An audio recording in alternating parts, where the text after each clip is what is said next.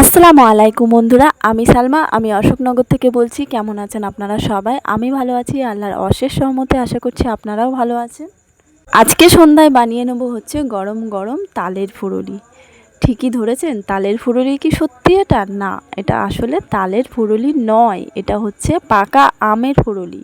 তো দেখেন, চলেন কিভাবে এই পাকা আমের ফুরুলিগুলো আমি তৈরি করেছি সেটাই আজকের ভিডিওতে আপনাদের সঙ্গে শেয়ার করব। তো প্রথমেই আমি যেটা করেছি, দুটো কাঁচা আম নিয়ে নিয়েছি, পাকা আম নিয়ে নিলাম। এখন পাকা আম দুটোকে আমি ভালো করে ছিলে নেব। আর আমগুলো কিন্তু আমি একদম পরিষ্কার করে ধুয়ে নিয়েছি। আর এই দুটো পাকা আমে অনেকগুলো ফুলুরি হবে। আপনারাও করবেন, দেখবেন দারুণ খেতে। মানে বুঝতেই পারবেন না যে এগুলো পাকা আমের ফুলুরি নাকি তালের ফুলুরি, পুরো একই, স্বাদটা একটু আলাদা। যাই হোক, আমগুলো আমি এখন ভালো করে ছিলে নিলাম। এই আমগুলো ওই যে মেশিন আছে না, আলু কুচাই আমরা, সেই মেশিনটার মধ্যে আমগুলো দিয়ে ভালো করে কুচিয়ে নিয়েছি। তারপরে এখানে আমি নিয়ে নিয়েছি একটু সুজি, আর তার মধ্যে দিয়েছি চিনি, একটু কালো জিরে, আর হচ্ছে একটু দিয়েছি ময়দা। আর এই যে আমগুলো সমস্ত কিন্তু আমি ওর মধ্যে ঢেলে দিলাম। এবারে আমগুলো পুরোটাই আমি মাখিয়ে নেব। আর একটু দিয়ে দিলাম দুধ, আমি জাল করে ঠান্ডা করে রেখে দিয়েছিলাম, সেই দুধটাই কিন্তু আমি দিয়ে দিলাম। এখন ভালো করে আমি এটা মাখিয়ে নেব সুন্দর করে, ঠিক যেভাবে আমরা তালের বড়া করি ঠিক সেইভাবেই কিন্তু আমরা মাখিয়ে নেব। আর বারবার কিন্তু ফাটিয়ে নিতে হবে।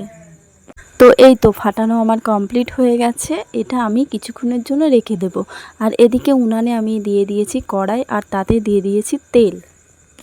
তো এখন একে একে আমি ওই গরম তেলের মধ্যে, তেলটা গরম হয়ে আসলে ওর মধ্যে একে একে আমি বড়াগুলো ছেড়ে দেব।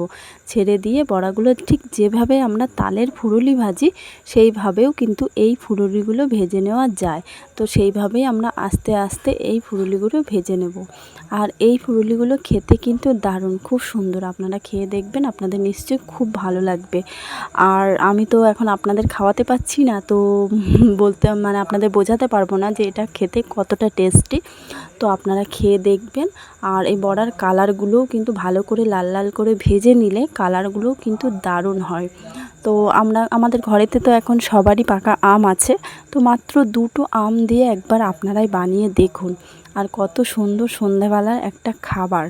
আর তালের ফুরুলি, এখন তো তাল শাঁস পাওয়া যায় কিন্তু পাকা তাল পাওয়া যায় না। তো তালের ফুরুলি আমরা অনেকেই হয়তো মিস করি।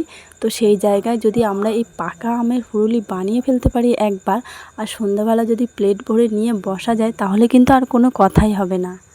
তাই আমিও বানিয়ে নিয়েছি। আর এটা বানাতে কিন্তু বেশিক্ষণ সময় লাগে না। হ্যাঁ, খরচ তো একটু হবেই, একটু ভালো খেতে গেলে একটু তো খরচ করতেই হবে, সামান্য কিছু। আর ফুরুলিগুলো এত সুন্দর হয়েছিল, এত ভিতরে নরম হয়েছিল, দারুণ খেতে হয়েছিল, জাস্ট অসাধারণ। তো আমি তো বানিয়ে ফেলেছি আমের ফুরুলি। তো আপনারাও একবার ঝটপট করে আমের ফুরুলি বানিয়ে নেন। দেখা হচ্ছে নেক্সট ব্লগে। আসসালামু আলাইকুম।